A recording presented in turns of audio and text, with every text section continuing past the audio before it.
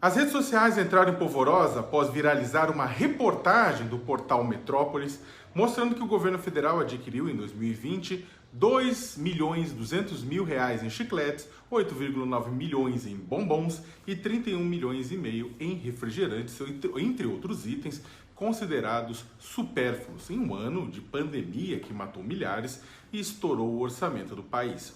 A cereja do bolo, ou seu recheio, foram os 15,6 milhões consumidos na forma de leite condensado, produto, aliás, que Jair Bolsonaro gosta de passar no pão no Palácio do Alvorada. Enquanto isso, milhões de brasileiros deixaram de lado esses itens ao chegar no caixa do supermercado e fazer as contas por conta do aumento nos preços do arroz, do feijão, do óleo de soja, da carne, entre outros produtos. Vale lembrar que no ano passado, a inflação para os mais pobres foi de 6,22%, enquanto aquela que atingiu os mais ricos ficou em 2,74%, de acordo com o Instituto de Pesquisa Econômica Aplicada.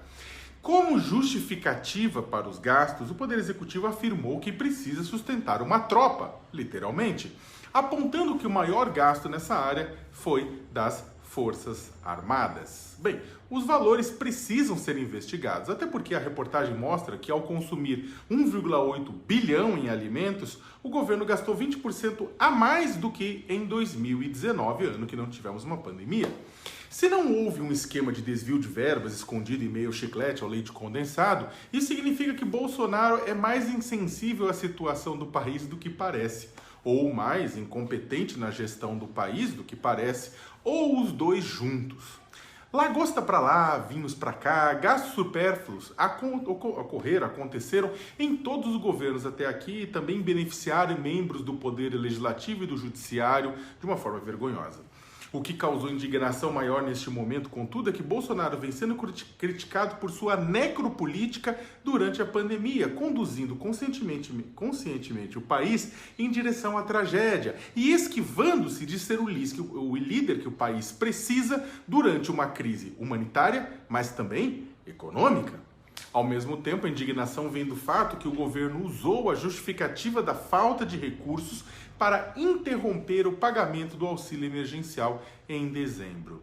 O benefício garantia não apenas a manutenção de famílias de trabalhadores pobres, que ganham até 3 salários mínimos, no momento em que uma segunda onda leva ao novo fechamento de atividades, mas também ajudava a aquecer a economia. Só não fomos mais para o buraco porque o Congresso Nacional convenceu Bolsonaro no início do ano passado a aumentar esse valor. Claro que os 2,2 milhões em chiclete, os 8,7 milhões em bombons, os 31 milhões e meio em refrigerantes e, claro, os 15,6 milhões em leite condensado não são capazes de bancar os bilhões necessários para pagar 600 ou 300 mensais a dezenas de milhões de famílias pobres. Mas eles mostram uma desconexão profunda do governo com o momento em que vive o seu país. Ao ver esses gastos, é como se ouvíssemos Bolsonaro dizer novamente: e daí? Lamento. Quer que eu faça o quê? Eu sou o Messias, mas não faço milagre, como ele disse em abril do ano passado, questionado sobre os mortos na pandemia. No dia 15 de março de 2020, em uma manifestação a favor, daqueles protestos a favor de Bolsonaro em Copacabana, no Rio de Janeiro, fãs do presidente carregavam cartazes trazendo um foda-se gigante. Esses gastos são isso. Eles são mais um capítulo dessa era em que o governo nos meteu, a era do foda-se. Defensores do presidente dizem nas redes sociais que esses valores são pequenos em comparação a outras sangrias no orçamento. A mesma justificativa usada para menosprezar os desvios de recursos públicos que, segundo o Ministério Público do Rio de Janeiro, foram comandados pelo senador Flávio Bolsonaro, Republicanos, com a ajuda de seu então assessor Fabrício Queiroz, no que convencionou se chamar de escândalo das rachadinhas. Ou seja, sacanagem ocorre quando envolve o outro lado.